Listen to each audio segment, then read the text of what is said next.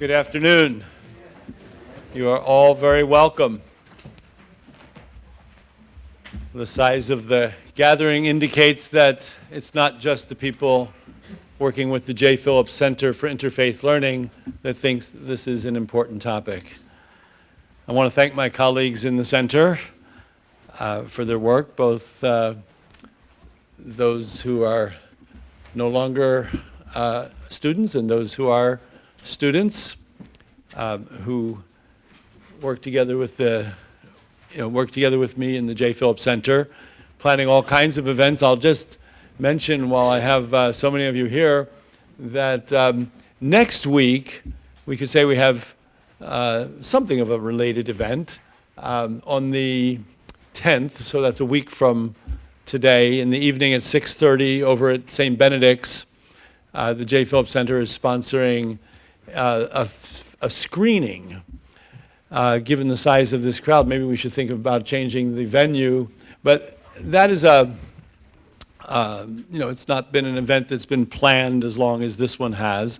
But we'd love to see a lot of people come. It's a screening of a film on Fethullah Gulen and the Gulen movement, which is a movement, Sufi-inspired movement within Islam. And that'll be screening at 6:30 next week and on Thursday. And there'll be a discussion with a member of the Gulen movement afterwards. And we have a lot of other events. Abdurazak Jama is here, one of our students, and he is doing a series of 3 presentations to fellow students and to anybody else who wants to come. And we had such a nice turnout. We're going to be changing the venue. We started out in a room in the basement of Murray Hall last week. The next one's going to be on March 17th, and it'll be at 4:30, right? We're doing that, and we'll look for a different venue to have more space. But those are just 2 events in the near future we have coming up, and you are always welcome to join us at any of these. So my name is John Merkel. I direct the J. Phillips Center for Interfaith Learning, and I welcome you to this event on Islamophobia, an exploration of the West's fear of Islam and why this matters. And the format this afternoon is that we're going to have an interview with author Todd Green about his now widely acclaimed book, The Fear of Islam, An Introduction to Islamophobia in the West.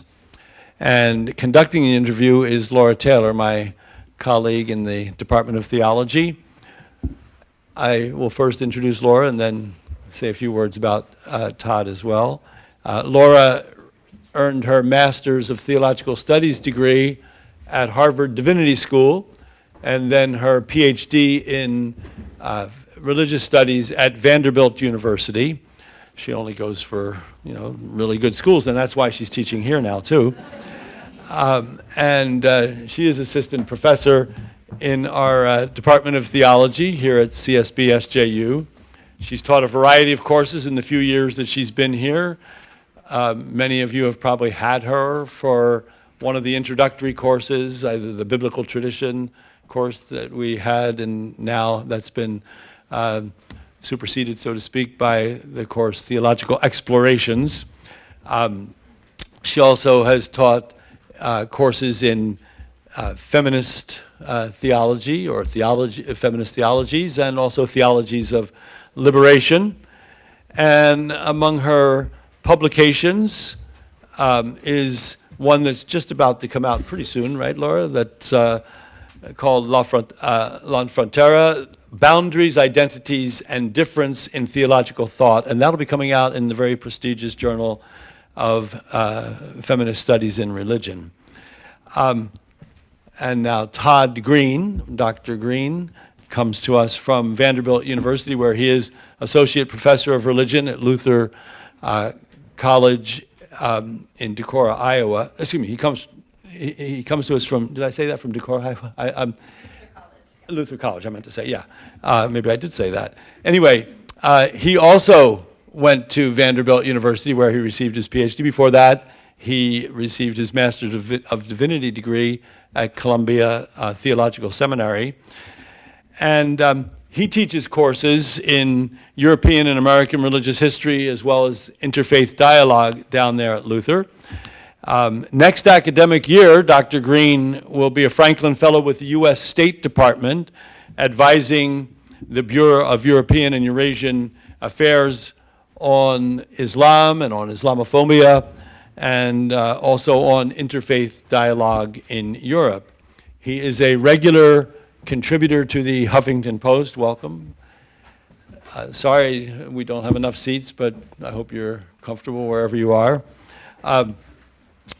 So, as I said, he's a regular contributor to the Huffington Post. He's been interviewed by many news outlets, including CNN, NPR, Al Jazeera, France 24, and Reuters.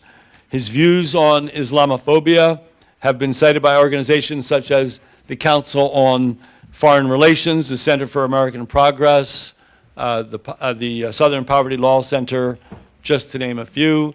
And I've already mentioned his most recent book. It's one of many of his publications, and that particular book, here it is, right here. Some of you have probably already picked it up and started to read it, if not completed it.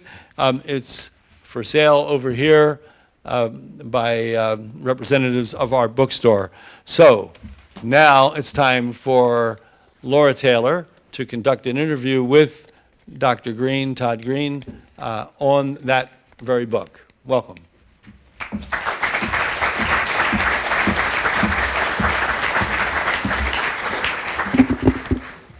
Thank you, John, for the introduction. And thank you to the J. Phillips Center for Interfaith Learning for the invitation to be here with all of y'all today and to interview my friend, Dr. Todd Green. The questions, I have 6, that I'd like to ask him today are designed to explore the insights from his recent book, The Fear of Islam, An Introduction to Islamophobia in the West. And after I do my questions, I'm going to open up to questions from the audience. But I highly recommend this book to you if you haven't already read it. I learned very much from reading it, and I look forward to continuing to learn from Todd today in our conversation together. So I'll start the interview off with a softball here for you, Todd. So in your book, you describe Islamophobia as one of the most widely accepted prejudices in the West today. So what is Islamophobia?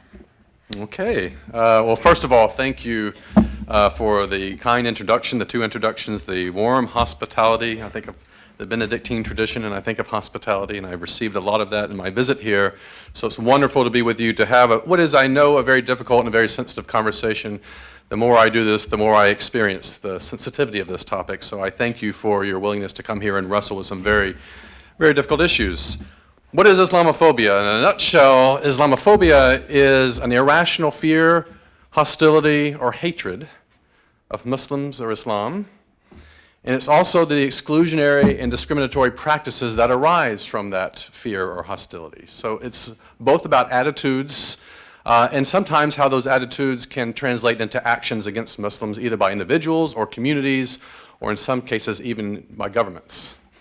Good. So how is Islamophobia different from legitimate disagreements with or criticisms of Islamic beliefs and practices? In other words, how might you respond to someone who says that this term Islamophobia stifles dialogue or freedom of speech against Muslims and Islam? Right. If someone says, but when you use the word Islamophobia, you're just trying to get me to shut up about being engaged critically with Muslims. And I actually appreciate that criticism, but we need to be careful about what we mean by legitimate disagreement and when we have crossed over into this territory of something else that might be more akin to bigotry. Just like if I were to criticize some of the policies of Israel, would I necessarily be anti-Semitic? No, it depends on how I do it. If I criticize Secretary of State Hillary Clinton's some of her policies in terms of her presidential campaign, would I necessarily be sexist? No, it depends on what I say and how I say it, right? And the same goes for Islam, and it goes for disagreements with Muslims. And here's the way I differentiate that. What are legitimate disagreements where you're not in Islamophobia territory? The best criterion to employ for this is to make sure that if you are criticizing Muslims or criticizing Muslim-majority countries or whatever the case might be, or an organization, that you are criticizing something that's real, as opposed to a caricature. Right? So in the case of a disagreement about religion, if a Christian and a Muslim are having a conversation and the Christian says, I believe Jesus is God incarnate, and Muslims traditionally would say, no, Jesus is a great prophet, be sure, but he's not God incarnate. Has the Christian engaged in Islamophobia if she or he disagrees with the Muslim? No. That's a legitimate disagreement based upon a real difference of opinion. That Muslims can recognize as a difference of opinion, so can Christians, right? So being sensitive to that's very important in terms of, what is a legitimate disagreement. If the Christian, on the other hand, says, I believe the Prophet Muhammad was a pedophile, well, that's not something Muslims believe, right? Now you're veering over into a different kind of territory. That's a caricature. It's a bigoted statement, frankly, and therefore you need to be careful not to project those kind of caricatures on your conversation partners if they're Muslim. So there are ways to get at legitimate disagreements and ways to sort of navigate that versus crossing this line so that you're not stifling dialogue. Now, what are some criteria maybe we can think about that? And there are several. First is what I just said, make sure it's a real difference of opinion about something that Muslims really do believe or practice. And way too much dialogue about Islam in this country today doesn't take that into account at all. A lot of it's stereotypes and caricatures from many in the population who actually know very little about Islam. In many cases, they don't even know Muslims. So we need to be careful there, right? That's one criterion. The second one is to make sure that whatever you're saying in terms of engaging Islam, even if you're disagreeing with it, that you're not going to cross this line over into hate speech. And there are organizations that are very good at crossing that line. Some organizations that put up entire billboards in cities or in subway platforms that demonize Muslims, that call them terrorists, that talk about Islamic terrorism as the real big threat and sort of associating that with all Muslims globally, including Muslims living here in the United States. That is crossing a line into Islamophobia, that hate speech, right? You're trying to stir up hatred and animosity toward Muslims, not trying to generate a legitimate conversation about where you might disagree on theological issues, for example. And the final criterion to think about when you are wanting to avoid crossing this line into Islamophobia is to make sure that you're not calling on, say, governments or communities to enact policies that are going to exclude or discriminate against Muslims. If Muslims don't have the same civil liberties that I have, something's wrong. Something's very wrong. To start with the conclusion, Muslims are people we need to be careful of, we need to quarantine, we need to set up laws that restrict their freedom of religion, you have crossed a line. And I can think of instances in both Europe and North America where that's happened. Maybe one easy example would be the ban in Switzerland on constructing minarets and the political debate over that in 2009 that led to that ban. That's clearly both hate speech in terms of the political party that called for the ban on minarets, and then the actual fact that it was banned is very much infringing upon the civil liberties of Muslims. Muslims can't build minarets in Switzerland, but Christians can build churches and steeples, and now they're being treated differently. We have crossed a line into something else. And so that's the way I think we best navigate this without saying that you can't ever criticize Islam. I am not saying that. I don't know of any scholar of Islamophobia who says there are never circumstances in which you can't have a legitimate disagreement with the Muslims. Absolutely, you can. Okay, thank you, Todd. That leads nicely into my next question. In the preface of your book, you state, and I'll quote you here, "We must learn where our fears come from so that these fears no longer fuel policies and practices that both dehumanize Muslims and perpetuate discrimination and at times violence against Muslims." So in chapters 2 and 3 of your book, you look at the historical foundations of anti-Muslim prejudice in Europe, starting in the Middle Age to the colonization of Muslim-majority regions in the 19th and early 20th centuries. So what are one or two significant events in this history that you feel have contributed to the rise of Islamophobia today? Right, there's two ways I think to get at this question, and the first is sort of the original encounter between Islam or Muslims and Western Christians, and that throughout the Middle Ages, and how that develops on a theological platform as Christians and Muslims gradually start to learn more about one another. And really from the Crusades onward, the way many Western European Christians engage Islam is as a heresy. Before that, they actually tended to view Muslims just as pagans. They hardly knew anything about Islam or the Quran. But after that, after the Crusades, it's more of a heresy, right? They talk about Jesus and they talk about the one God, but they don't really understand it. They don't understand who Jesus really is. They didn't read the book right. They didn't do their homework. And so here we are to correct that. But in the midst of all those theological disagreements of the Middle Ages and into the 16th and 17th century, it's a way of characterizing Islam as being a deficient religion, right? And two common stereotypes then that certainly are around today would be the idea that Islam mistreats women and Islam is inherently violent, and we might talk about that a little bit later. But those stereotypes are there already in the Middle Ages. And they last into the 20th and 21st century, even if the reasons that they're around today may not be as theological, particularly in Europe, but even to some extent here, as they might have been once upon a time. The other event that I talk more about, actually in the book, particularly for modern history, that's significant is the entire episode of colonialism, and particularly European colonialism. The brief history here is that you have to remember that as Islam comes on the scene in the 7th century and it expands very quickly. And so a number of Islamic empires emerge as a result of this. And very quickly they come into tension with Western European kingdoms and empires. What many of us may not be aware of if we don't know that history well is that for much of that history, for much of these centuries coming into the modern period at least, Islamic empires had the upper hand, without a doubt. They were politically more advanced, they were militarily more advanced, they were culturally more advanced. A lot of the educational achievements and scientific achievements that, to the extent that they were coming in the Middle Ages, initially a lot of this was coming from the Islamic world. Europe was inheriting some of this. So in many ways, European civilization, if you will, owes some debt to the Islamic world. And this is epitomized really in the Ottoman Empire when you think of the 16th and 17th century in particular, which was a phenomenal empire that really made a lot of Europeans anxious in terms of its power and its advanced technology and military. When we get to the 19th century, these fortunes change, and the Islamic empires, and particularly the Ottoman Empire, what we think of today as Turkey, begins to recede in terms of, at least of its power, and European empires are really on the ascendancy. I mean, they have been around a while because we have to remember the United States used to be part of one of those empires.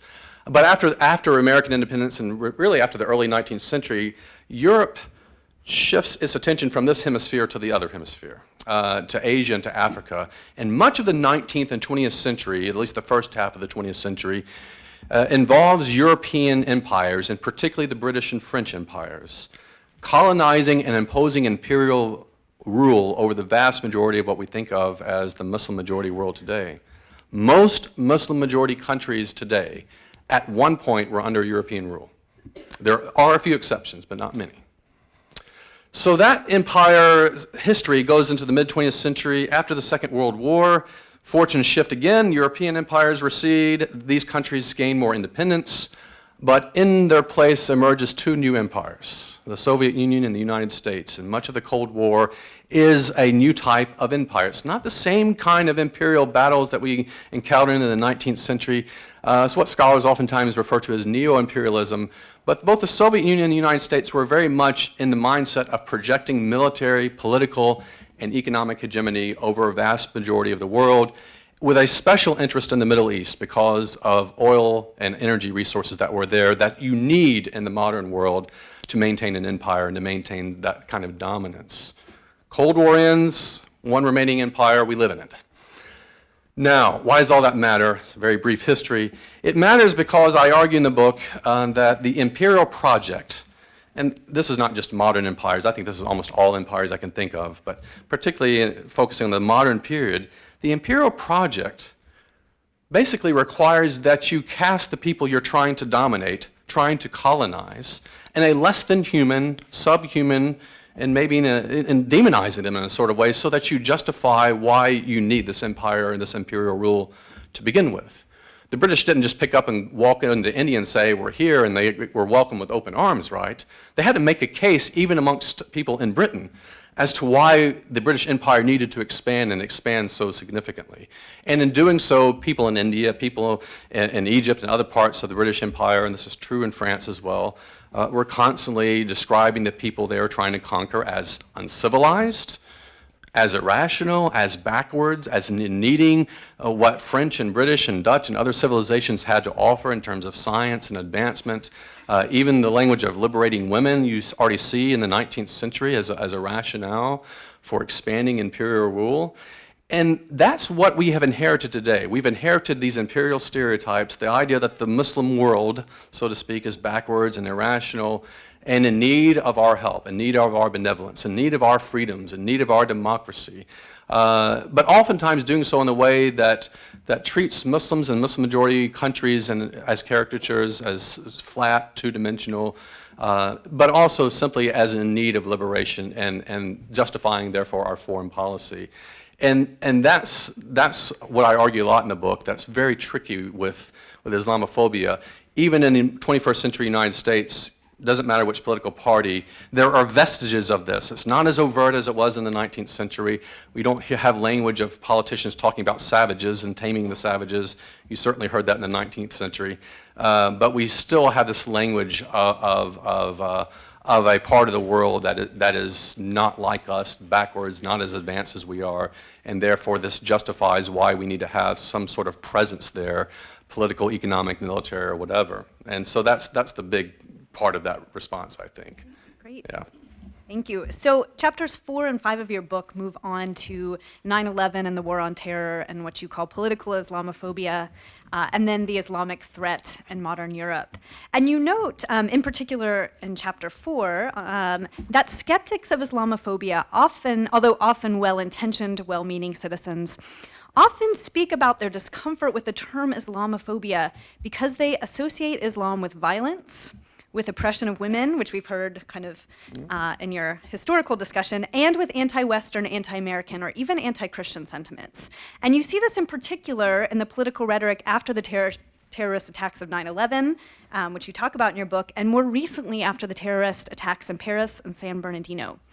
So how do you respond to these contemporary concerns about violence, about the oppression of women, and Islam's quote, inconsistencies with the values and principles of America and Christianity? Right. Is there a clash of civilizations between Islam and the West? And that's the way it's often been presented, in particular in this post-Cold War era.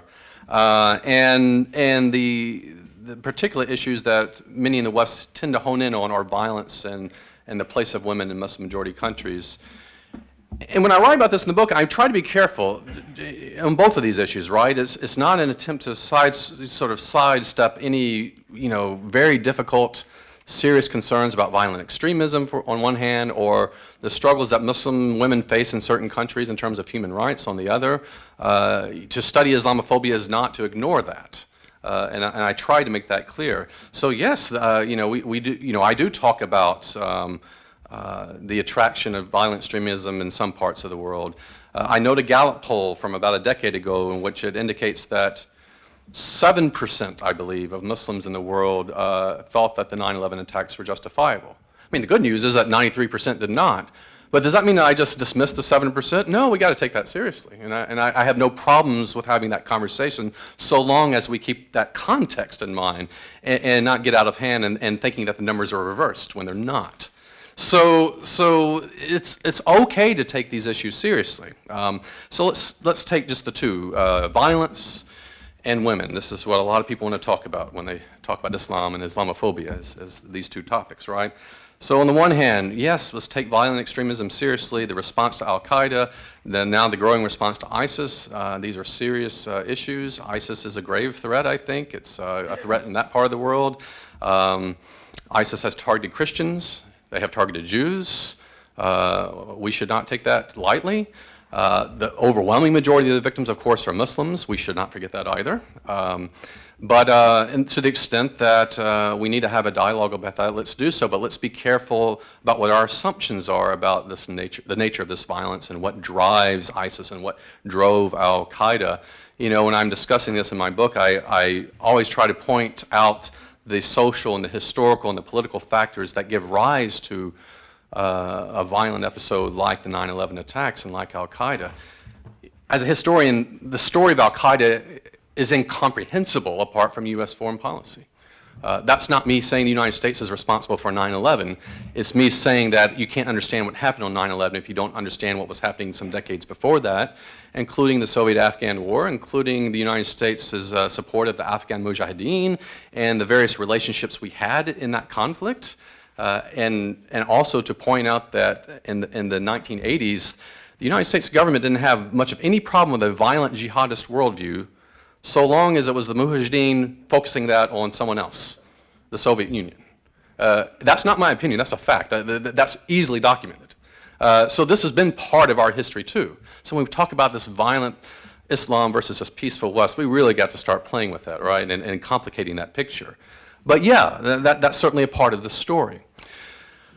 But here's what we don't often talk about when we talk about violence in Islam, and particularly the threat that we think that's here in the United States or even over in Europe. We don't contextualize this. So yeah, there are some Muslims, say young Muslim men and women, who might engage in violent extremist acts. We saw that in San Bernardino and Paris, as Dr. Taylor mentioned in the question. You know, how do we respond to that? Let's take that seriously.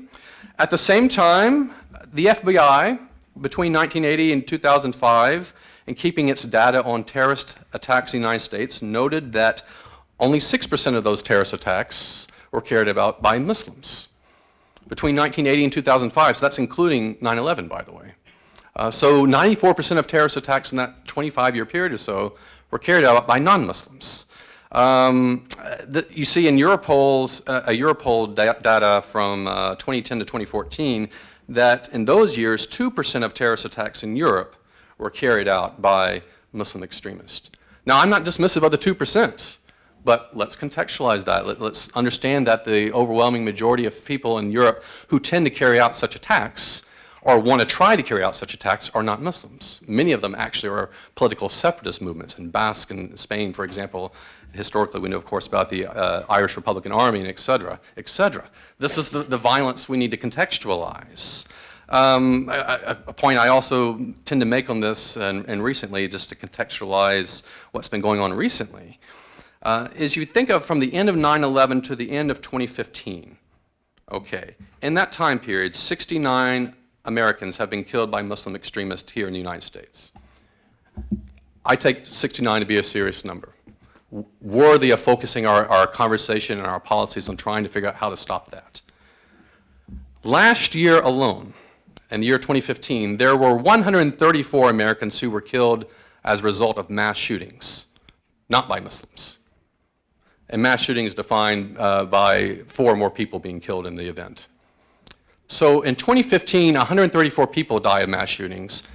Since 9/11 through 2015, 69 Americans have died because of Muslim Americans. Twice as many people died of mass shootings last year alone than in the 14 years since 9/11 have been killed by Muslims.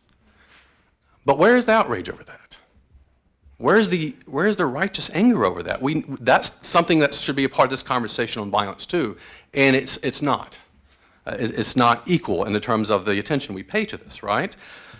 In the same time period, there have been 220,000 murders in the United States since the end of 9/11 through 2015. 69 people have died because of Muslim extremists. 220,000 people have been murdered.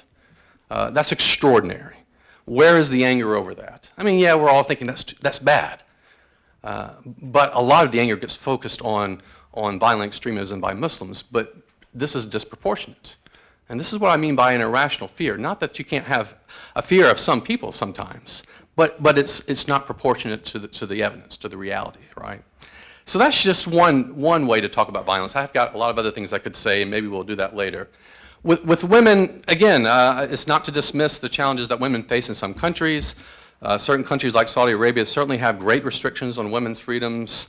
Education levels for women in some countries, and I'm thinking of Yemen as one example, very low literacy rates for women are very low.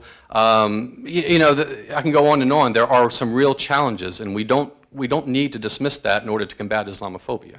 Those are very real.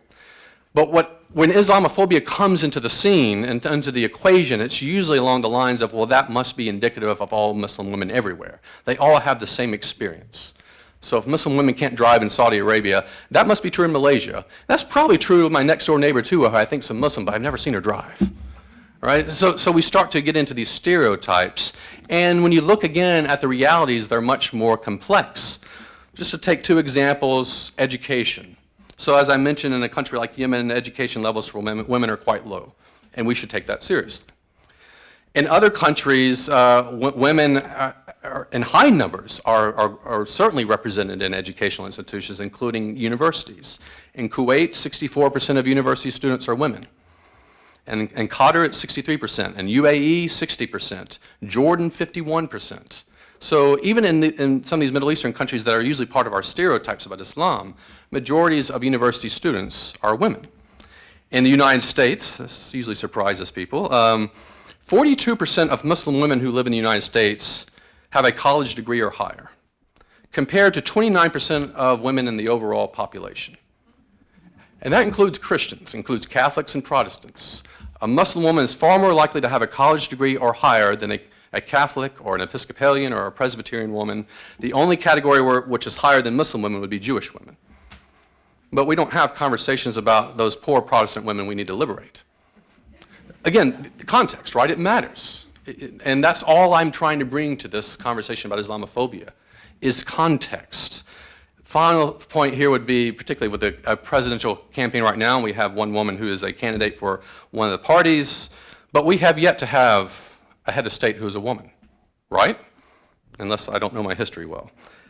Turkey, Indonesia, Bangladesh, Pakistan, among other countries, have all had women, Muslim women, as heads of state. So they're ahead of us. When we finally break that glass ceiling one day, we will have done it after a number of other Muslim majority countries have already done it. So this idea that Muslim women have no opportunities in the Muslim majority world is also false. Just a lot of people don't know this sort of stuff, right?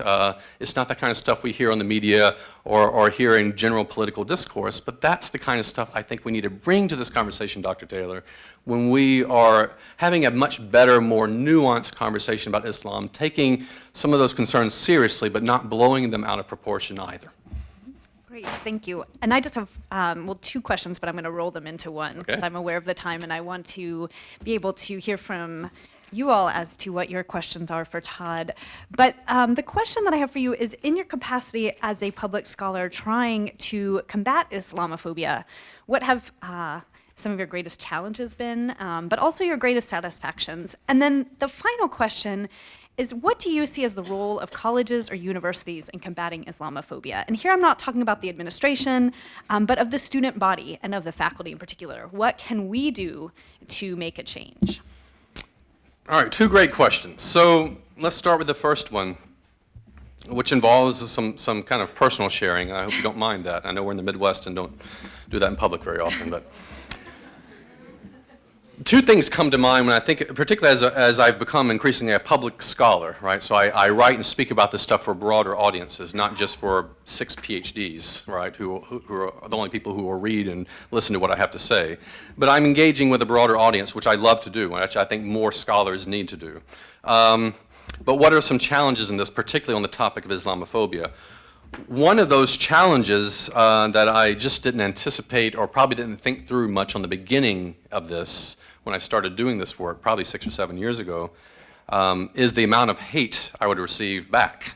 It does feel like sometimes I have a target on my back, and it's a target of my choosing, I recognize, because I'm not a Muslim. And tomorrow, if I wanted to, I could quit this and say, Dr. Taylor, it's your turn. You be the Islamophobia scholar, and then let me know how it goes in 6 years. But no, I'm not going to do that. But when you do this publicly, and whether it's in a venue like this, whether it's an interview in the media, whether it's writing something on the Huffington Post, you put your name and you put yourself out there and you draw attention to yourself, but you draw attention to yourself on a topic that we're not very good at discussing or debating in the United States. And there's a lot of raw emotions and feelings that come with any conversation about Islam, much less Islamophobia. And so hate mail, which generally I know how to delete, and I do. Permanently, but it gets to you. It makes you feel isolated. The kind of people who write you hate mail want you to feel isolated. They want you to feel that you're out of step with what the rest of us actually know about Islam, the truth that we know that you seem to have been duped by. And it's not that I'm intellectually ever buying into their argument, but in an emotional sort of way, at a certain level, those kinds of attacks really strike at you. And after a while, one email after another, and then occasionally someone writes the old-fashioned snail mail to show some hate too. So I get some diversity of hate mail, but it's rough, and you get tired of it. And sometimes when I'm at home and you're not around, and my colleagues are not around, and maybe it's just me and my spouse or my daughter, I sometimes think, maybe I'm going to give up. Maybe my job's done. I've done this. I've done my tour of duty on Islamophobia, and certainly there are other people who can take the baton from me because it's too much trouble, it's too much hate. And I haven't, and maybe later we can talk about some of the other reasons why I haven't. But that's one of the things. Just to be on the receiving end of that amount of hate is extraordinary. The other thing that's challenging about this as a public scholar is the fact that I am studying bigotry. So I'm basically studying the very worst impulses in my fellow human being. And I do that all the time. I'm always on the lookout for you at your worst and me at my worst. And after a while, that also gets depressing, and you get cynical, and you start to think, maybe we human beings just really aren't all that worth it, right? Maybe we aren't all that good. Maybe by default, maybe inherently, a word I don't really like, we are prone to being fearful and anxious and scared, and I just need to accept reality and look for the exceptions to that, but give up on humanity as a result. It's easy to get cynical when you study bigotry. And this would be true, I think, not just of Islamophobia, but pretty much any form of bigotry. You're catching people at their worst. And then you're focusing on it and dwelling on it and writing about it and speaking about it, and you're doing it weekly now. And after a while, you're like, I'm tired, that's enough. But to get to that second question, both how do you respond to that, and particularly how can we do it at places like many universities and colleges like St. Ben's and St. John's? It's in doing things like this that I then find my hope and my inspiration from people in local communities who haven't given up, who have hope, who know about the worst impulses they have and others have, but who look for the better impulses, the better angels of our nature, right? And they seek to act upon those and rise above that. And they build bridges between cultures and racial and religious and ethnic communities. And they try to create a better community and a better world. And I'm seeing that over and over and over again. And I've been speaking around the country a good bit now. And every community has good examples of this. And I'm seeing a lot of it in Minnesota, frankly. This is an exemplary state in that regard, I think. So that's what keeps me sort of going, and that's the inspiration, right? In terms of seeing people actually combating Islamophobia. Now, what about what you can do in a place like this and in many other colleges and universities? I see colleges and universities as being in a unique position to take the lead on combating Islamophobia. In part, that's because of the nature of academic inquiry and the space that we try to create in many universities and colleges to ask questions that aren't popular to ask in political circles and in media circles in many cases. I get paid by Luther College to make my students think, or try to challenge them, to engage in uncomfortable topics. And I can't think of many careers or many spheres of society where I would get rewarded for making people uncomfortable. But I do that as a college professor, and I'm sure Dr. Taylor does too. And it's an awesome part of the job, right? And you get a salary, a meager salary at the end of it, but you get a salary for that. But we also get to see the potential of then how college students can go out in their communities and go beyond college and transform the way we're having these conversations and then building these relationships. But there are a number of instances recently where I've seen colleges do some great creative things in combating Islamophobia. One that comes to mind I've been talking about a lot lately has to do with Wheaton College. And I don't know if you follow the controversy over Wheaton College in November or December particularly, where a professor ended up being put on administrative leave because she had made a public statement on Facebook that Christians and Muslims worship the same God. And the Wheaton administration didn't take kindly to that. And so there was a time when they were going through the process of potentially firing her, and then there was efforts to reconcile. It didn't happen. They've gone their separate ways. But when Lent started, a group of students at Wheaton took it upon themselves to embark on the Lenten fast, organic to the Christian tradition, and Wheaton is a Christian institution.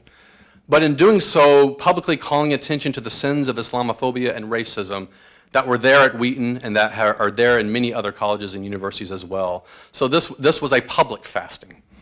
And it was their way of saying we should all start reflecting upon our own sins as opposed to projecting sins on these other groups of people.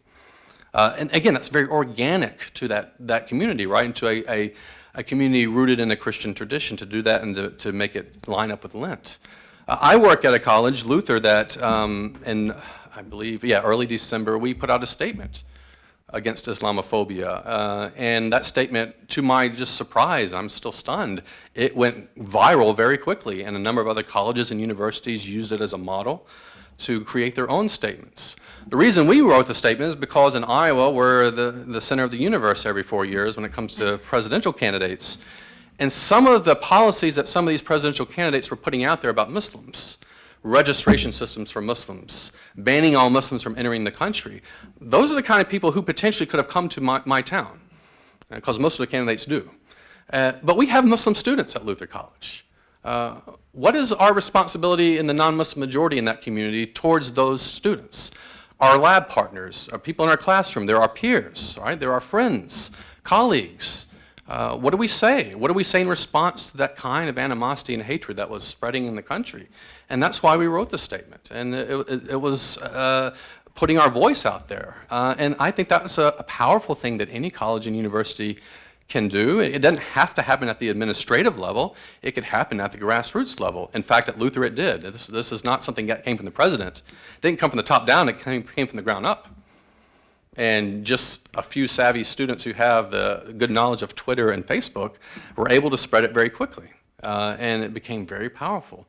And I can think of all sorts of ways, and we can brainstorm this later if you want to, where we can think about organically how to do this. But I always encourage communities, in this case your community, to think about how you can do this in a way that fits with the identity of your institution. The foundation of hospitality immediately comes to mind when I think of a Benedictine university, right? What does it mean to be a community of hospitality in the 21st century? What does that mean for your Muslim neighbor? Or are there exceptions and footnotes to who you're supposed to be hospitable toward? As if Jesus said, be hospitable and welcoming toward most people, but I've got a list here that you need to check before you do it. That's not who you are. That's not your reputation. Your reputation is being very welcoming and being very hospitable. Live into that. Own it. And then find a way organically to take that and actualize it. Also think about what's happening in your communities. In Minnesota, unfortunately, in various communities, there's a lot of difficult things happening, a lot of episodes of racism and discrimination and Islamophobia and misunderstandings and perceived cultural divides. And what role can you play in bridging those divides and educating the community and building bridges? You're not passive bystanders here.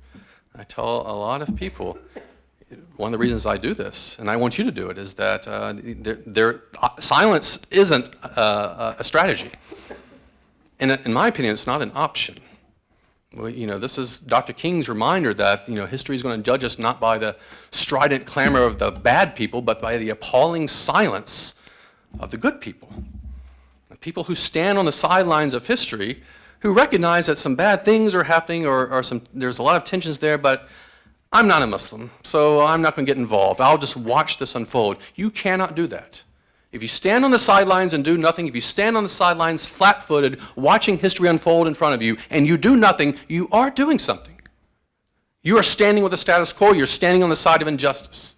You're standing against compassion. You're standing against mercy.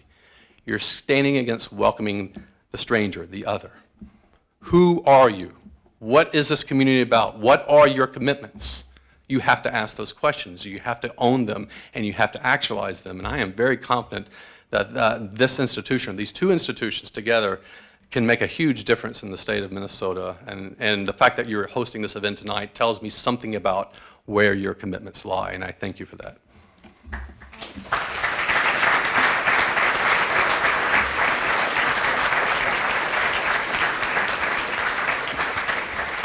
Thank you so much, Dr. Green. I want to open up the floor to questions, but I want to allow students to have the first chance at asking questions. So I'm going to give a priority to student questions first, and then we'll move to questions from members of the community or faculty or staff. So if any students have questions to ask, we have 2 microphones here. I could also bring this microphone out. I know that sometimes talking in the microphone is not something students like to do, so you can stand up and project. That would be great too. We just would like to have it on the recording. So student questions first. Okay. Do you want a microphone or? Okay, stand up. Yeah, I can. Okay. Thank you so much for coming. You talked about this a little bit with talking about the historical and political factors, but I guess in attempt to understand Islamophobia, I'm wondering if there's any sort of justification for Christians' feelings towards Islam based on this long historical controversy between Christians and Islam, just to understand, because it obviously comes from both sides. So I was wondering if there was any sort of justification for this. Well, the history between Christian and Muslim relations goes back obviously a long way, and it's very complex. And my own opinion that a lot of those tensions emerged not just because of theological debates, right? There's a lot of politics involved. But you're absolutely right. This is true on both sides. You know, Christians and Jews, for example, had minority status in many Islamic empires, and there were certain freedoms that came with that, particularly in the Middle Ages compared to Europe, much more freedom oftentimes. But there were limitations to that too, right? And being in that minority. And Islamic empire is just like any other empire. You know, when you have people in that minority status with limited freedoms, you know, you are sort of looking upon them as a bit lesser, not quite as worthy. This again is true, I think, of any empire I can imagine in history. And so there is a historical understanding warrant there, I get, for being in a minority status, and even in some Muslim majority countries today where Christians still have restricted freedoms. There's no problem I have at all in criticizing the regime of a Muslim majority country that restricts those freedoms. If you want to criticize the monarchy or the government of Saudi Arabia for the restrictions it places on Christians, do I think that's Islamophobic? No. I have no qualms about us fighting for that, or no qualms condemning ISIS for its treatment of Christians or destruction of monasteries or churches, which, by the way, in Islamic law is forbidden. But so long as you contextualize that and you understand that this is not something you project upon all people. You know, the way I tend to respond to this, broadly speaking, is that the solution to one form of bigotry is not invoking another. So the solution to Islamophobia is not Christian phobia and vice versa, right? That we can both address Islamophobia in the United States, for example, and the great challenges and restrictions that Christians face in some Muslim majority countries too. Let's do both. And to me, there's no contradiction in doing those two things. Thank you, though. Okay. Hello. Okay. Thank you for coming. You're welcome. And B, I was just curious on your feelings towards the comparison of modern Islamophobia and the feelings towards Japanese Americans in post Pearl Harbor era, kind of. Right. Okay. So the treatment of Japanese Americans in the Second World War, and is there a comparison? Is there a point of contact, a commonality with the way Muslims are treated today? No, I think there are. The main idea to get at here, the issue to get at here, is how oftentimes, the enemy abroad gets connected to people here at home, right? And so you're thinking of Japanese Americans when we're fighting Japan in a war, and they are one of our main enemies. Then people of Japanese descent here at home become symbolic stand-ins for those enemies, and then they get treated accordingly. That's not particularly new to the United States. It's not new to history, where people in your domestic population become stand-ins for enemies elsewhere. But that certainly is a phenomenon we've had to deal with and take seriously, and the internment of Japanese is one of those. And then here in the war on terror, to think about how Muslims are treated today, is there a connection with the war we're fighting now, this ongoing war, nebulous sort of war? And the short answer to that is yes, just like the Japanese. This is Muslims here at home, Arabs here at home become stand-ins, among many other peoples, for the perceived enemy or the real enemy abroad. So we're fighting ISIS, but anyone who looks like they could be in an ISIS lineup, they are our enemy too, whether they've done anything or not. And so that's the connection I see between them. Thank you so much for coming. I wanted to ask you, in your book you mentioned Ayaan Hirsi Ali, Sam Harris, and Salman Rushdie. Pretty specifically, you say you even count Ayaan Hirsi among professional Islamophobes. I just wanted to ask you more about that, and don't you think that makes it a little bit too easy to dismiss the arguments, that are pretty legitimate against Islam? Okay, yeah, no, it's a similar question to, when are we dealing with a legitimate disagreement with Islam, right? And then when have we crossed the line into Islamophobia? But although I stand by my critique of Hirsi Ali, she's someone who has a career in making broad generalizations about Islam. She's not trained in the study of Islam. All she's really relying on are her experiences, which we can take seriously. That's where I can follow her to a degree, right? The experience that she had, was on the receiving end of female genital mutilation. That does happen in certain parts of the world, and we should call attention to that and work to combat it. And to the extent that she's drawing attention to that, she and I could align ourselves. But people who engage in professional Islamophobia, as I call it, which is basically people, politicians, authors, bloggers, who make a living, day in and day out off of stereotyping Islam, demonizing Islam. This isn't just a part-time job. This is where the money comes from. Those are the kind of people I put in this special category. Very different than the average person in the population who might simply have misgivings about Muslims, but they're not intentionally trying to stir up hostility. Hirsi Ali I put in a very different category. This is someone who would say that Islam, by definition, is a nihilistic death cult. Her words, not mine. I could go on and on about what a ridiculous statement that is, right? That's not a legitimate criticism. That's someone who doesn't seem to know how to talk about not only Islam, but religion, period, right? So how do we move beyond that kind of a stereotype? When you use language like that, what you're basically saying is 1.6 billion people are prone to violence. That is crossing the line from a legitimate disagreement to Islamophobia. So that's the kind of engagement I have with people like Hirsi Ali. Not that there aren't occasions where I won't find some places to agree, but the way she draws conclusions is always about broad brush stereotyping of all Muslims, and she has called upon surveillance of Muslims in the United States, extra security precautions for Muslims, independent of what they do or believe.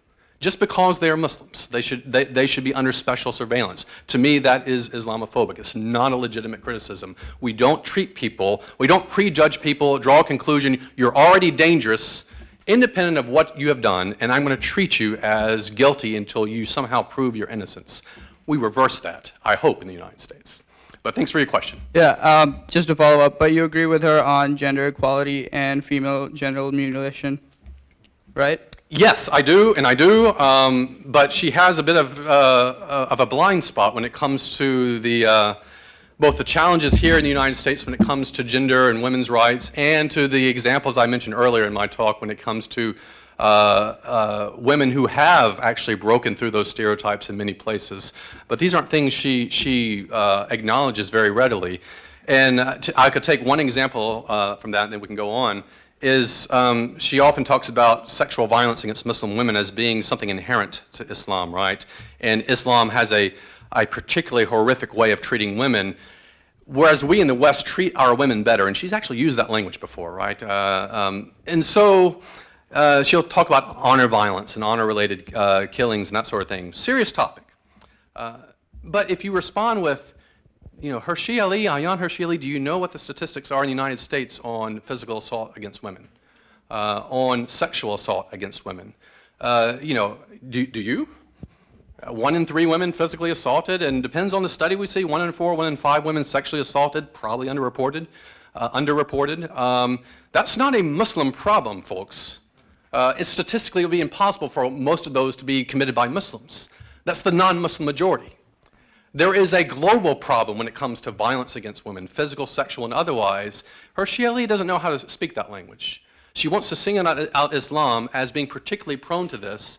And if you draw attention to other women, and the majority of women in the West, who aren't being victimized by Muslim men, for example, that argument just disappears for her. The real threat, she would say, is coming from Islam. And that's a good example of, again, stereotyping a particular religious tradition and failing to take context into account. This is not someone for whom the word context means much of anything. So that's my problem with the way she argues. But thank you for your question. Yeah. So any other student questions? Okay, can you come up to, we have a sister over. Thank you again for coming. My question is, how are some ways you think are ways we could bridge at least more connections? Would you say like forming a prayer space for not just Muslims, but also other religions? Do you think that would be a good way to start bridging connections? Yes, that's a great, yeah, to follow up and dig a little deeper into the question about how can colleges and universities respond, for example, many universities and colleges are considering, if not already creating, interfaith prayer spaces or prayer spaces for Muslim students if they have a significant population of Muslim students. These are all great gestures and kind gestures towards building these bridges across religious traditions. So that's one thing that any university or college can think about, right?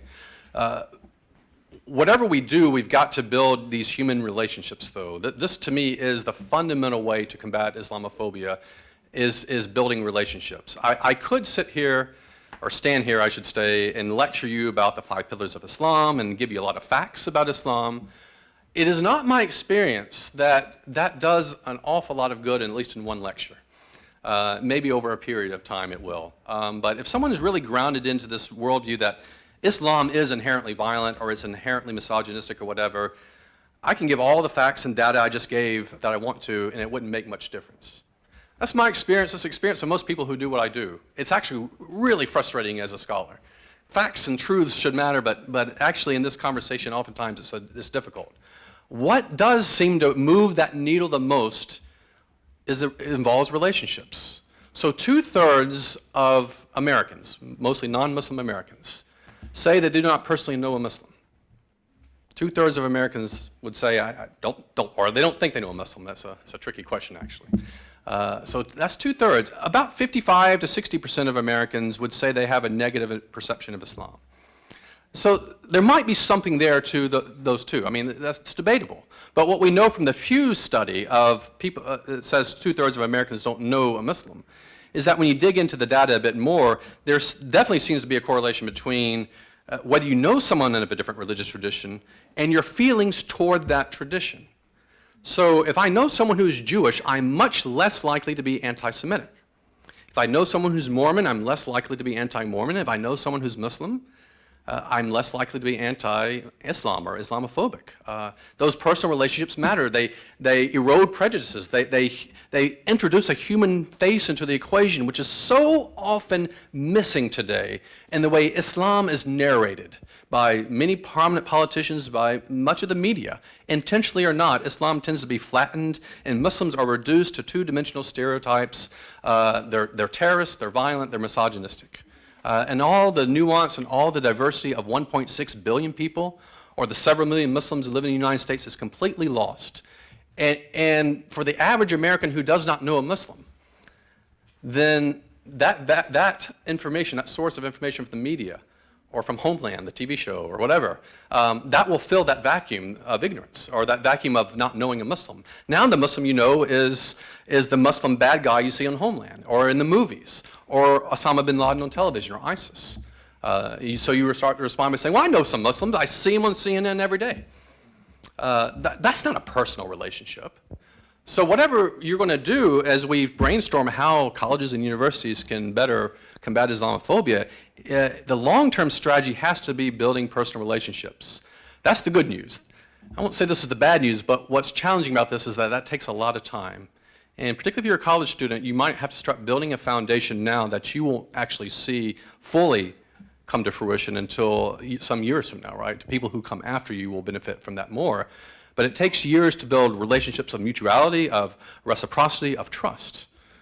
I mean, go ahead and have a cup of coffee with a Muslim friend at Starbucks. That's a good start. But that won't solve all of Islamophobia. It will start building a relationship that you would hopefully develop over time. And so then the question you should ask as a community is, what can we do here at St. Ben's and St. John's to build those relationships, to create relationships of mutuality and trust and reciprocity? Is it building prayer space, making prayer space? Is it more interfaith worship type services? Is it projects out in the community that Christians and Jews and Muslims and Buddhists and agnostics and atheists can get together and they can all agree that we can build a house for Habitat for Humanity. And there are interfaith Habitat for Humanity projects all over the country. That it doesn't matter which tradition you're from, we can all agree that's a good thing to do. And doing that, you build relationships organically. And then maybe later you can talk about Israel and Palestine. You don't have to start with it. And oftentimes I say don't start with that. Start with doing something that builds trust. When you build trust, then you can have the more difficult conversations. We have time for about 2 more questions. I know someone has a mic over here. So okay. You have the mic, and then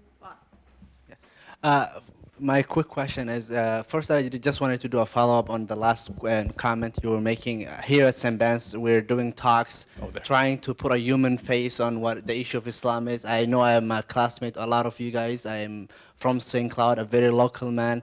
And as he said, it's sometimes if you put a human face to it, it helps you build that relationship and understand better. My question for you today is, I know I kind of grew up in America, and also I grew up in Africa, so I had the opportunity to live in a Muslim country and also to live in a Western country. And sometimes what I hear in the news is sometimes this portrayal that that Muslims don't have values, that the Western values are at odds with Muslim values. And growing up, I remember my parents teaching me to love people, teaching me about hospitality. What do you say to those people? Do you think they're at odds, or does one values, are they like a whole human value that we have in common, or is one culture superior over the other? Oh, great question. I am not a cultural imperialist. I don't like to use the language of cultures being superior to one another, though you certainly can always talk about groups of people in any given country or civilization or whatever who don't live up to the standards that you or I might share, right?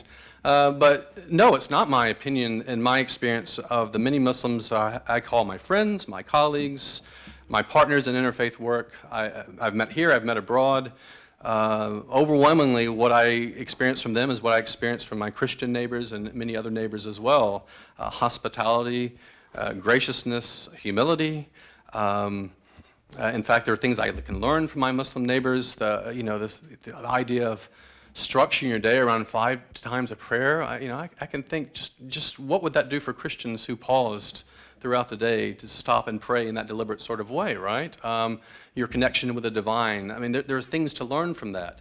I learn, the more I've gotten to know about Islam and Muslims and the Quran itself, the notion that every chapter of the Quran, save one, begins with invoking God, the most merciful, the most compassionate. And the ideas of God being rooted in mercy and compassion, that's in Islam, that's in Judaism, that's in Christianity.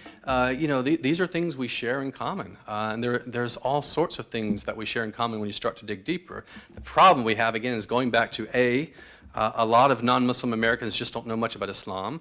But B, we don't have the relationships, right? And so the only Muslims we know are the ones behaving badly on television, on the cable news. And as I said earlier, certainly we have to take that seriously, but and we're not going to be able to contextualize what we see on TV with what's the reality of the overwhelming majority of 1.6 billion Muslims until we build those bridges. And I appreciate the work it sounds like you've been doing in your lifetime to bridge those worlds, so thank you. Okay, we have time for one more question, and then, I promised this person up here one question, but Todd will stick around afterwards too. I'll So linger. he'll wait, but I was instructed that by 5:25 we need to be finished, so. Thank you, Mr. Green, for showing up today. One of the things, I've been studying the Quran for some time now, and I do speak in the area, and I'll be speaking in the area in about 2 weeks on Islam and the immigration factor it has here in Minnesota in the United States. One of the things that I noticed, the reason you came here today was because of the word Islamophobia and what the effect it has on it. If you take the word Islamophobia, that particular word wasn't created until the 1990s and by an Islamic organization, which was under an indictment back in 2008, which is the IIIT out of Herndon, Virginia. That particular word was programmed and instituted for a design by the Muslim Brotherhood as a weapon to stifle the First Right Amendment. So the United Nations, Hillary Clinton did sign on to 1618 to stifle the First Right Amendment, and the Democrats signed onto that in December of this year, December 27th of this year, to take our First Right Amendment away from us on H.R. 569. So my question to you is, we know that the word was designed as a weapon to stifle our First Right Amendment. How do you, and I've got the document right here, how do you, when you read this from the IIIT, International Institute of Islamic Thought, how does that, when you go out there to speak on this, do you speak of where the word came from, why it was designed? It was actually implemented in the largest terrorist trial in the United States in 2008 as the largest financing terrorist trial, and many Islamic people were found guilty and deported from the country using the word Islamophobia. So we know that the weapon from the government themselves, it was a weapon as to destroy us from inside. What's your opinion on that? Okay, thank you for your question. There's too much there to address all of that. A couple of things. First, the word actually comes from the Runnymede Trust in 1996, 1997 in Britain. In terms of modern political discourse, the word actually was first coined back in the early 20th century. We find an instance of it in French, I think, in 1918. But it doesn't really enter into political discourse until the 1990s. But it starts in Britain. It starts with a think tank in Britain that was studying anti-Semitism in Britain originally, and then starts to recognize a need to study and do a study on discrimination against Muslims in Britain. And so the word Islamophobia comes into prominent use by that report and onward, much stronger in Europe than the United States. It took a little bit longer for it to be circulated here, though I actually don't think it's still circulated nearly enough. So that's part of the history I need to clarify. I won't go into all that trial. I mean, some of the way that trial unfolded is problematic, and irrespective of the verdict there, we have to be careful of then making the shift into now several million Muslims are prone to terrorism. Final point I would want to make is, do I lose sleep at night worrying that the invocation of the word Islamophobia is stifling the First Amendment? The exact opposite. I'm not worried about that. I'm worried about Muslim civil liberties being stifled. And right now, you can see this in the presidential campaign. You can say pretty much anything you want to about Muslims right now, in a way that you could not about Jews or Catholics or Mormons or Presbyterians. We're not going to ban all Presbyterians from coming in the country, right? That'd be ridiculous. We'd laugh that person out of office. No, that is a winning ticket, it seems like, for a primary nomination in maybe, I don't know, maybe even the White House.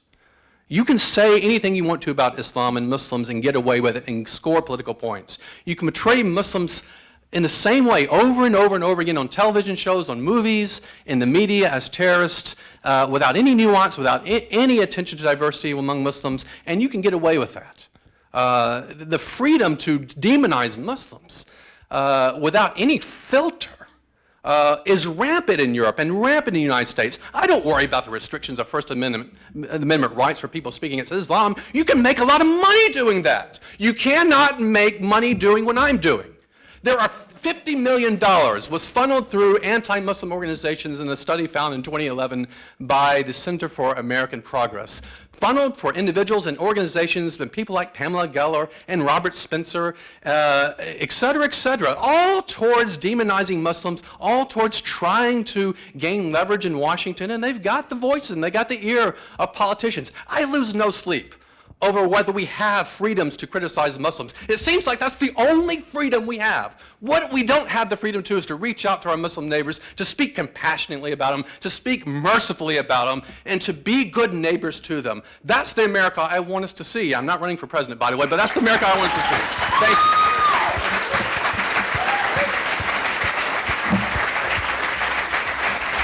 Oh.